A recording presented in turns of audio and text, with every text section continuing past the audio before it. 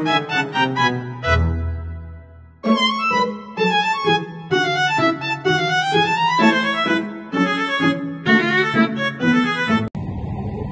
sih korespondensi itu? Korespondensi adalah bentuk komunikasi tertulis yang dilakukan antara dua pihak atau lebih untuk menyampaikan informasi, ide, pikiran, atau maksud tertentu. Korespondensi umumnya dilakukan dalam bentuk surat, baik secara fisik seperti kertas maupun digital melalui email. Dan korespondensi ini digunakan sebagai sarana komunikasi resmi maupun tidak. Selanjutnya saya akan membacakan macam-macam surat bisnis. Yang pertama, surat penawaran atau offer letter. Surat yang dibuat oleh perusahaan untuk menawarkan produk, jasa, atau kerja sama bisnis kepada pihak lain. Bertujuan untuk memperkenalkan produk atau jasa, menarik calon pelanggan atau mitra, dan meningkatkan peluang kerjasama.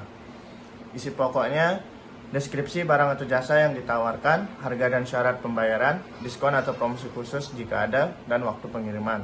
Yang kedua, surat permintaan penawaran atau inquiry letter. Surat dari calon pembeli untuk meminta informasi mengenai produk atau layanan dari penjual. Tujuannya untuk meminta daftar harga, katalog, brosur, dan menanyakan syarat pembelian, metode pembayaran atau pengiriman. Yang ketiga, surat pemesanan atau order letter. Surat ini berisi pemesanan barang atau jasa berdasarkan penawaran yang diterima sebelumnya. Tujuannya mengajukan pembelian secara resmi dan memastikan detail barang atau jasa, jumlah, dan jadwal pengiriman. Surat yang berisi pemesanan barang atau jasa setelah penawaran diterima. Yang keempat, surat konfirmasi pesanan.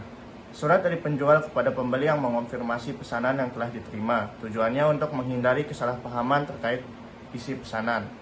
Yang kelima, surat pengiriman barang. Merupakan surat yang dikirim bersama barang sebagai bukti bahwa barang telah dikirim kepada pembeli. Surat untuk menjadi bukti pengiriman, menjelaskan isi kiriman.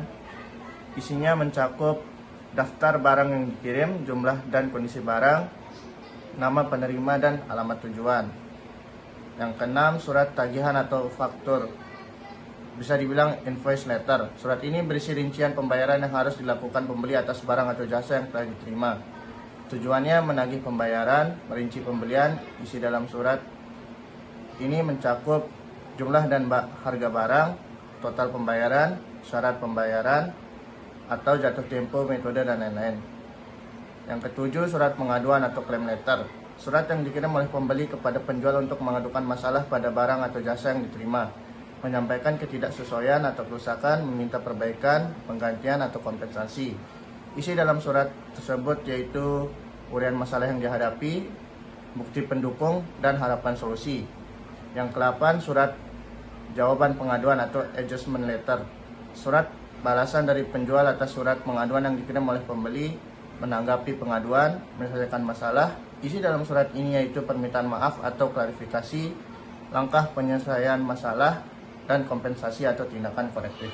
Baik, selanjutnya itu ada media pengiriman surat yang terbagi menjadi 4 bagian. Yang pertama itu media fisik atau kertas yang memiliki karakteristik. Yang pertama itu berbentuk dokumen cetak. Yang kedua itu dikirim secara fisik. Yang ketiga itu memerlukan tanda tangan basah dan seringkali stempel resmi. Yang kedua itu ada email. Email adalah media utama korespondensi bisnis modern.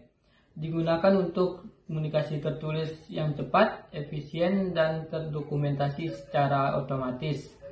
Yang ketiga ada aplikasi chat bisnis yang berfungsi untuk menyampaikan informasi cepat atau informal, memudahkan diskusi harian antar tim atau klien, dan mudah mengirim file ringan dan update kerja. Contohnya itu seperti WhatsApp Business, Slack, dan Microsoft Teams.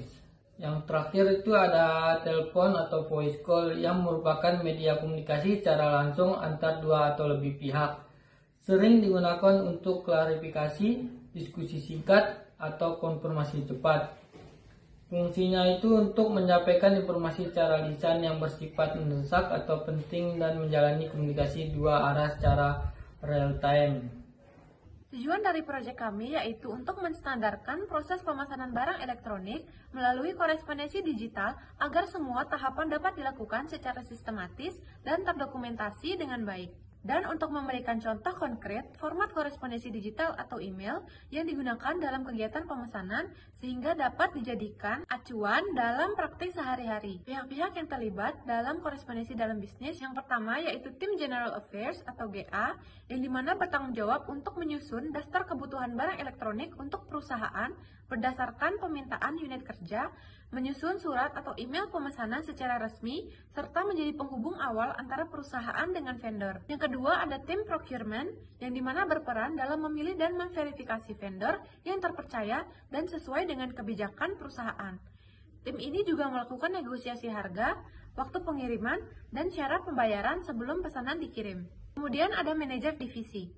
Manajer divisi sebagai pihak yang memberi otorisasi atau persetujuan atas daftar kebutuhan dan pengajuan pembelian. Perannya sangat penting dalam pengendalian anggaran dan kesesuaian kebutuhan operasional divisi. Kemudian ada vendor atau pemasok, itu tugasnya untuk merespons surat atau email pemesanan dari perusahaan dengan mengkonfirmasi ketersediaan barang, waktu pengiriman, dan menyusun invoice atau surat penawaran.